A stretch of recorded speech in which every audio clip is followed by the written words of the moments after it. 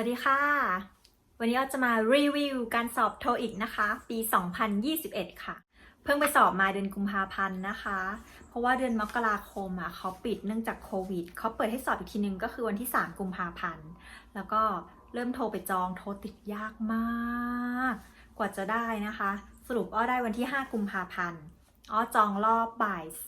2 ครึ่ง คือปกติเขาจะมีสอบรอบเช้ากับรอบบ่ายเนาะ แต่ว่าช่วงโควิดเนี้ยก็คือเขาจะแบ่งเป็น4 รอบ เช้า2 รอบ บ่าย2 รอบ จะได้ไม่แออัดยัดเยียดกันเนาะ อย่างตอนบ่ายก็จะมีรอบบ่ายโมงครึ่งกับรอบบ่าย2 โมงครึ่งก็ไปรอบบ่าย2 โมงครึ่งนะคะ ถามว่าเตรียมตัวยังไง รอบนี้แทบไม่ได้เตรียมตัวเลย ก็เตรียมตัวก่อนสอบประมาณสัปดาห์หนึ่งยอมรับว่ารอบนี้ไม่ได้อ่านหนังสือ แต่ว่าเราใช้แอปช่วย ก็จะมี2 แอปที่ใช้หลักๆก็คือแอปหนึ่งเป็นเกมชื่อว่า TOEIC Zombie นะคะ อันนี้ก็จะเป็นทายศัพท์ก็จะเล่นเวลาว่างๆนะคะ สนุกดีค่ะ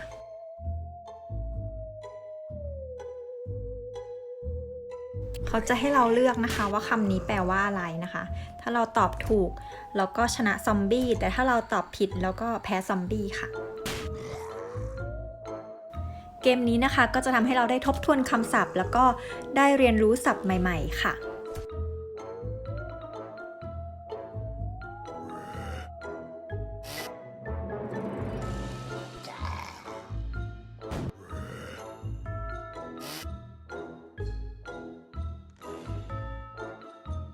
และอีกแอปหนึ่งก็คือ CM TOEIC ตัวนี้จะเป็นการทำเทสแบบ เป็นการทำข้อสอบคล้ายๆกับของจริง เราจะได้คุ้นเคยกับการสอบนะคะว่ามันมีกี่พาร์ท ซึ่งมันมีทั้งหมด7 พาร์ทเนาะถ้าจำไม่ผิด อันนี้คือหน้าตาของแอป CM TOEIC นะคะ ก็จะมีให้ฝึก แล้วก็มีให้ลองทำข้อสอบแบบจับเวลาจริงๆด้วยค่ะ อันนี้เลือกฝึกนะคะ ก็จะมี7 พาร์ทให้ฝึกค่ะ A. They are playing music on the beach. B. They are sunbathing on the beach. C. They are playing volleyball on the beach. D. There are many people lying on shore. เราก็จะสามารถตรวจข้อสอบได้ก็จะมีเฉลยบอกว่าข้อไหนถูกนะคะได้รับผลสอบเรียบร้อยแล้วนะคะ ได้คะแนน700 คะแนน เป็น listening 375นะคะ แล้วก็ reading 325ซึ่งน้อยกว่า2 ปีที่แล้วนิดนึง2 ปีที่แล้วได้740เป็น listening 445แล้วก็ reading 295คือเราได้คะแนน listening น้อยลงเพราะว่ารอบนี้ทำบุญมาไม่ดี นั่งไกลลำโพงนิดนึงนะคะ ก็คือเราไปแล้วว่าเราก็ไปเร็วแล้วแหละแต่มีคนไปเร็วกว่าเราแล้วคันนี้เขาจัดที่นั่งสอบเขาให้นั่งแถว A ก่อนแล้วไปถึงได้นั่งแถว C แล้วคนมาช้ากว่าอีกทีได้นั่งแถว B ซึ่ง A ติดลำโพง B ก็ยังใกล้ลำโพงกว่า C ไปในจังหวะที่แบบนะไปไม่ทัน A แต่ก็ไปเร็วกว่าคนที่นั่ง B ก็เลยได้นั่งห่างลำโพงนะคะรอบนี้ก็ได้ยินไม่ค่อยชัดเท่าไหร่เนาะก็ไม่เป็นไรก็ได้คะแนนน้อยหน่อยแต่ว่า reading ได้เพิ่มขึ้นอีกนิดนึงจาก295เป็น325นะคะก็เลยได้คะแนนรวมทั้งหมด700ซึ่งอยู่ในเกณฑ์ใกล้เคียงกับของเดิมคือภาษาอังกฤษเราก็เลเวลเดิมไม่ค่อยเปลี่ยนแปลงเท่าไหร่เพราะเราไม่ได้มี big improvement เราไม่ได้ไปเรียนโทอีกไม่ได้ไปเรียนอะไรก็แค่เรา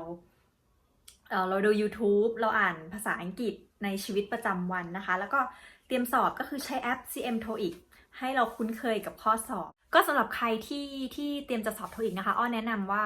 ให้ฝึก listening ฝึกจากแอปนี้ก็ได้นะคะฝึก listening เยอะๆแล้วก็ฝึกอ่านให้เร็วเพราะมันเป็น speed test คือรอบนี้ทำไม่ทันมั่วไป25 ข้อสุดท้ายก็ฝน C เลยแล้วสุดท้ายก็คือฝึกฝ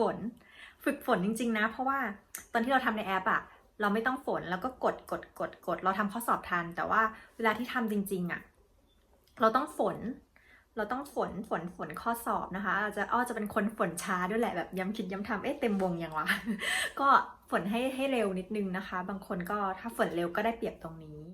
ข้อดีของโควิดก็คือเราได้นั่งโต๊ะละคนเนาะเมื่อ2 ปีที่แล้วเหมือนตอนนั่งสอบเราจะนั่งโต๊ะคู่เนาะเราก็จะมีคนนึงนั่งข้างๆเราแล้วเวลาใครคนนึงลบนะโต๊ะสั่นค่ะรบกวนสมาธิมากๆเลยแต่ว่ารอบนี้ โต๊ะใครโต๊ะมันดีมากๆอาจจะเป็นผลทำให้ reading เราได้เยอะขึ้นด้วยก็ได้ เพราะว่าเหมือนเรามีสมาธิมากขึ้นเนาะแล้วก็ไม่มีใครมารบกวนข้างๆแต่ว่า listening ก็แล้วแต่บุญกรรมนะคะบุญทำกรรมแต่งว่าใครได้นั่งใกล้ลำโพงก็โชคดีหน่อยใครนั่งไกลลำโพงก็ต้องแบบตั้งใจฟังแล้วก็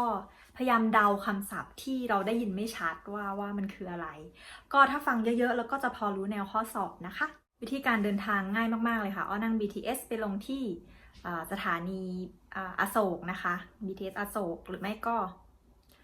ถ้าใครนั่ง MRT ก็จะเป็นสถานีสุขุมวิท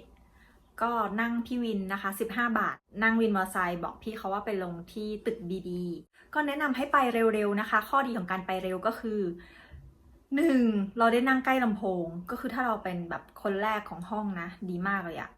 2ก็คือเหมือนเรามีเวลาไปนั่งก่อนนะคะเข้าไปนั่งข้างในไปนั่งทำสมาธิทำใจไม่ให้มีสิ่งรบกวนเนาะไม่ให้มีใครมารบกวนเราได้แล้วก็เราก็ไปอ่าน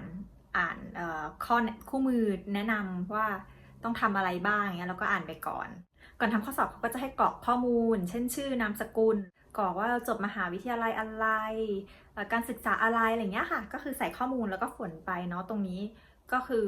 กรอกข้อมูลก่อนแต่ถ้าเราไปช้าเราอาจจะไม่ได้ทันตรงนี้เรื่องมาตรการป้องกันโควิดเขาทำดีมากๆเลยนะเราขึ้นไปชั้นบนชั้น19นะคะขึ้นไ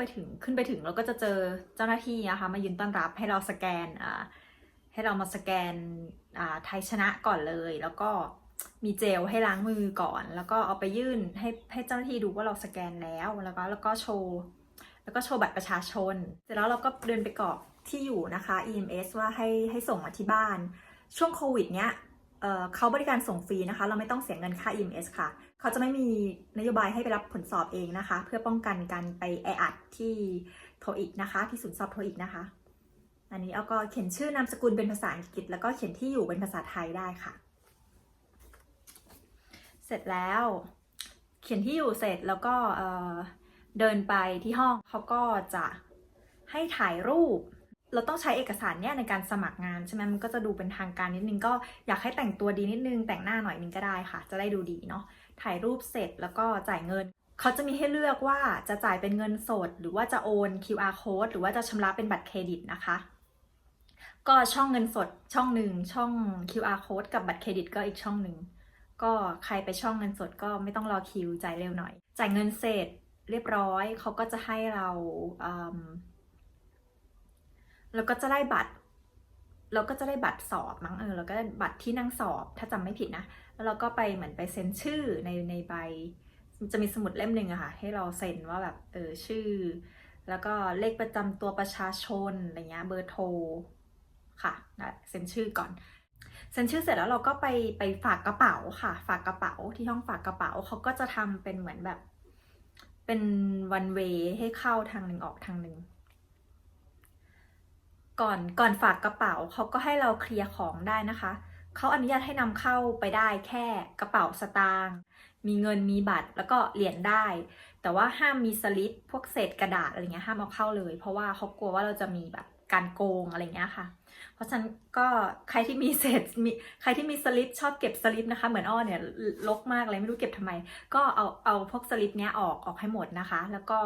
เหลือแค่เงินกับบัตรนะคะแล้วก็กระเป๋าเอาเข้าได้แต่ว่าต้องวางไว้นิ่งๆนะคะห้ามไปเปิดในห้องสอบเด็ดขาดก็คือเอาเข้ามาแค่เหมือนถ้าเรากลัวหายอย่างเงี้ยค่ะก็เอาเข้าไป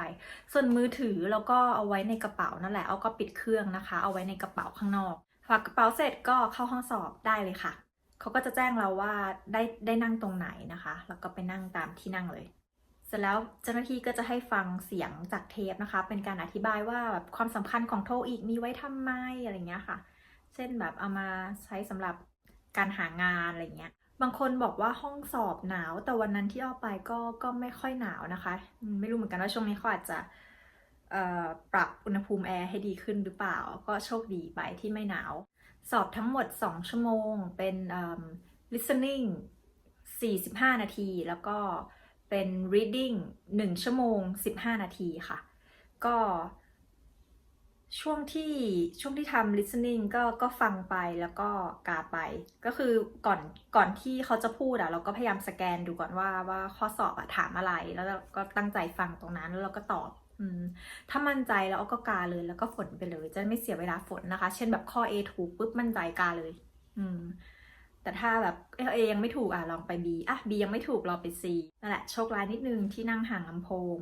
แล้วก็พอทำ listening เสร็จ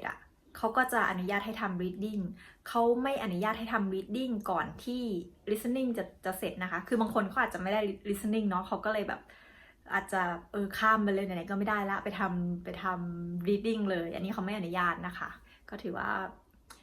คือเขาก็เข้มเหมือนกันมีเจ้าหน้าที่คอยดูอยู่เหมือนกัน แล้วก็ listening 100 ข้อ reading 100 ข้อนะคะทั้งหมดมี200 ข้อ reading อ้อทำไม่ทันเพราะว่าคืออันนี้มันเป็น speed test คือถ้าเรามั่นใจแล้วเราก็ต้องกายเนาะแต่บางทีเรามาคิดใช่ไหมถูกไหมคิดเสร็จฝนอีกเต็มวงหรือเปล่าแล้วก็มาช้าตรงนี้นิดนึงแล้วพอข้อหลังๆปุ๊บเวลามันใกล้จะหมดเราก็เริ่มลนละแล้วพอเหลือ25 ข้อสุดท้ายเหมือนว่าเขาก็จะแจ้งเป็นระยะเนาะว่าแบบเหลืออีกครึ่งชั่วโมงค่ะเหลืออีก5 นาทีค่ะอะไรเงี้ยพอเหลืออีก5 นาทีแล้วว่าเราก็ลนละแล้วถ้าหมดเวลาปุ๊บต้องวางดินสอทันทีห้ามจับเด็ดขาดเขาถือว่าทุจริตเพราะมันหมดเวลาแล้วเพราะฉะนั้น5 นาทีสุดท้ายอ้อก็กามั่วเลย25 ข้อ C หมดเลยไม่รู้ว่าได้คะแนนมาบ้างหรือเปล่าอาจจะมีถูกบ้างเนาะก็นี่แหละเป็นประสบการณ์การสอบโทอีกปี 2021 นะคะก็สรุปแล้วภาษาอังกฤษมันเป็นเรื่องของทักษะภาษาอังกฤษมันเป็นเรื่องของทักษะนะคะถ้าเราฟังบ่อยๆอ่านบ่อยๆเราก็จะชินแล้วก็จะทำได้เร็วนะคะใช่เพราะว่ามันเป็น speed test ก็ไม่ต้องใช้เวลาคิดนานใช้ความเคยชินส่วนใครที่ใกล้จะสอบแล้วแบบเร็วๆนี้นะคะก็แนะนำแอป CM TOEIC นะคะมันจะเป็นการทำข้อสอบเสมือนจริงแล้วก็จะได้ลองสนามจริงๆเลยว่าเนี่ยข้อสอบประมาณนี้นะมี7 พาร์ทนะพาร์ทนี้ทำอะไรบ้างเดี๋ยวอ้อจะใส่ลิงก์แอป CM TOEIC กับแอป TOEIC Zombie ไว้ให้นะคะเผื่อใครสนใจไปเล่นสนุกดีค่ะก็หวังว่าคลิปนี้จะเป็นประโยชน์นะคะถ้าชอบก็ช่วยกดไลค์กด Subscribe ติดตามช่อง I am all ด้วยนะคะขอบคุณมากค่ะอย่าลืมสั่นกระดิ่งแจ้งเตือนคลิปใหม่ๆด้วยนะคะแล้วเจอกันใหม่คลิปหน้านะคะบ๊ายบาย